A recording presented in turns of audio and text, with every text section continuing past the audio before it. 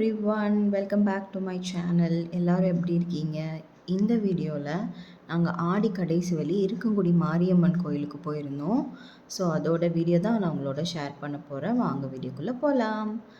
அன்றைக்கி மார்னிங் நொங்கு வாங்கிட்டு வந்திருந்தாங்க. ஸோ நொங்கு எல்லாம் எடுத்து சாப்பிட்டுட்டு இருந்தோம். எனக்கு அந்த ஸ்கின்னோடு சாப்பிட பிடிக்காது. ஸோ தொலியெல்லாம் உரிச்சிட்டு அதுக்கப்புறம் சாப்பிட்டுட்டு இருந்தேன். யாருக்கெல்லாம் நொங்கு பிடிக்கும் அப்படின்னு கீழே கமெண்ட் பண்ணுங்கள். இப்போ பார்த்தீங்கன்னா வேன் வந்துருச்சு. ஒவ்வொருத்தராக வேனில் ஏற ஸ்டார்ட் பண்ணிட்டோம்.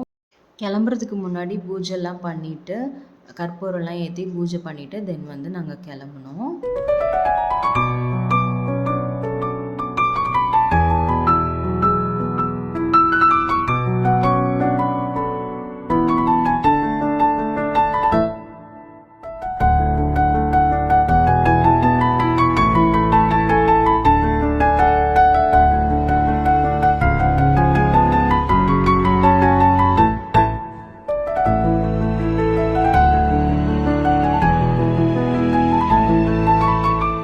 கல்யாணத்துக்கு முன்னாடி பார்த்தீங்கன்னா வேன், பஸ் இந்த மாதிரி எந்த டிரான்ஸ்போர்ட்டில் ஏறினாலுமே எனக்கு வாமிட்டிங் இருக்கும். இப்போ கல்யாணத்துக்கு அப்புறம் நான் ரொம்பவே மாறிட்டேன். எனக்கே ரொம்ப ஆச்சரியமாக இருக்குது. எப்படி நான் இப்படி மாறினேன்னு எனக்கே தெரியல.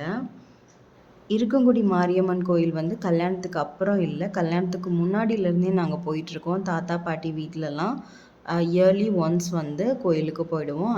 அதே கல்யாணத்துக்கு அப்புறமா எனக்கு கண்டினியூ ஆகுது. ஹஸ்பண்ட் வீட்லேயுமே இயர்லி ஒன்ஸ் கண்டிப்பாக ஆடி கடைசி வெள்ளி இந்த மாரியம்மன் கோயிலுக்கு போயிட்டுருக்காங்க. ஸோ எனக்கு அப்படியே கண்டினியூ ஆகிட்டுருக்கு. அங்கே சப்பரம் வரும். சப்பரத்துக்கு எலுமிச்சம்பழத்தில் மாலை சாத்துவாங்க. ஸோ நான் மாலை கோர்த்துட்ருக்கேன். 51 எலுமிச்சம்பழத்தில் மாலை கோர்த்து நாங்கள் சப்பரத்தில் உள்ள சாமிக்கு போடுவோம். இப்போ பார்த்திங்கன்னா நாங்கள் உள்ளே போயிட்டோம். கோயில் உள்ளே இந்த மாதிரி நிறைய பேர் சமைச்சு சாப்பிடுவாங்க. நாங்களும் அங்கே போய் சமைச்சு தான் சாப்பிடுவோம். எல்லா திங்ஸுமே கொண்டு அத்தை சமைப்பாங்க.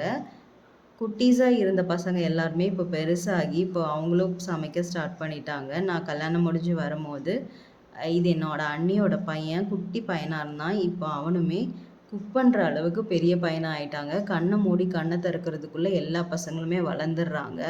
சிண்டுவுமே இப்போ தான் பிறந்த மாதிரி இருந்தா. பட் அதுக்குள்ளே பெரிய பொண்ணு மாதிரி எல்லாமே பண்ண ஸ்டார்ட் பண்ணிட்டா.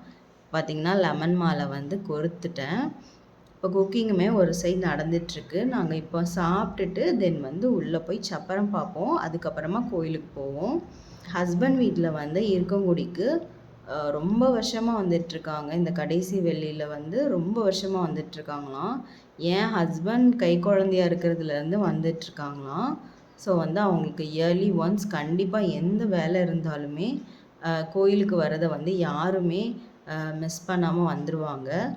இந்த டைம் பார்த்திங்கன்னா என்னோடய நாத்தனார் வர முடியல. ஸோ இப்போ ரீசெண்டாக யூகே போயிருக்காங்க. ஸோ அவங்களால ஜாயின் பண்ண முடியல. இந்த டைம் ஃபேமிலி மொத்தமுமே அவங்கள ரொம்ப மிஸ் பண்ணோம்.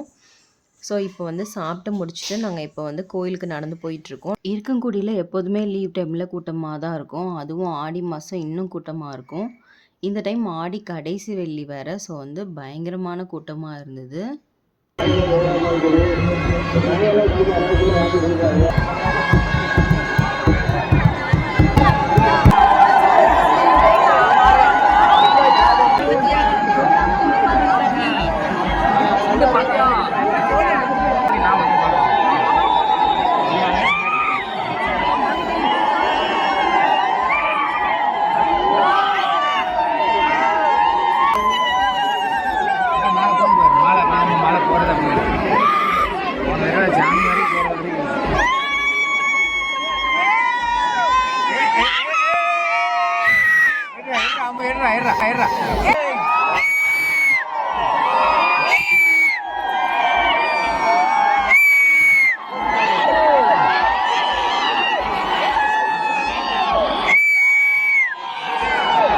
சாமி பார்த்தாச்சு. சாமிக்கு எலுமிச்சம்பழ மாலையும் போட்டாச்சு. அந்த எலுமிச்சம்பழ மாலை ஸ்ட்ரைட்டாக சாமிக்கிட்ட போகும்போது தான் நமக்கு கோயிலுக்கு மன நிறைவே கிடைக்கும். இப்போ லைனில் நிற்க ஆரம்பிச்சிட்டோம் கோயில் உள்ளே போய் சாமி கும்பிட்றதுக்காக.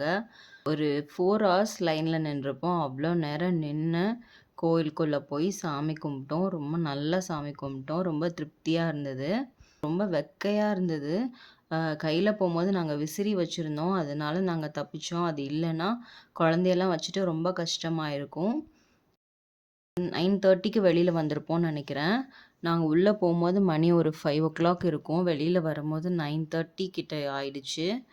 வெளியில வந்துட்டு நெறைய ஷாப்ஸ்லாம் போட்டிருந்தாங்க. அதெல்லாம் கொஞ்சம் பார்த்துட்டு, தென் வந்து கரும்பு ஜூஸ் குடிச்சோம். அப்புறம் வந்து சர்க்கஸ் போட்டிருந்தாங்க. அதையும் லைட்டா வெளியில நின்னு பார்த்துட்டு, தென் வந்து அங்கருந்து வெளியில வந்துட்டோம்.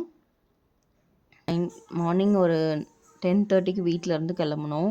இங்கேருந்து கிளம்புறதுக்கே 11:00 கிட்ட ஆயிடுச்சு. வீட்டுக்குலாம் போறதுக்கு 12:30 ஆயிடுச்சு. அங்க இருக்கிற ஷாப்ஸ் எல்லாத்தையுமே நல்லா பார்த்துட்டு, கொஞ்சம் டாய்ஸ் எல்லாம் வாங்கிட்டு, அதுக்கப்புறமா அங்கேருந்து கிளம்பிட்டோம்.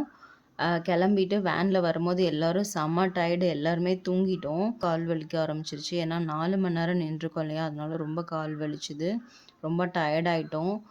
நாங்க நைட்டு டின்னர் சாப்பிட்றதுக்கு 12:00 ஆயிடுச்சு. ஒரு ஹோட்டல்ல ஸ்டாப் பண்ணி, இங்க டின்னர் முடிச்சுட்டு நாங்க அப்படியே வீட்டுக்கு கிளம்பிட்டோம்.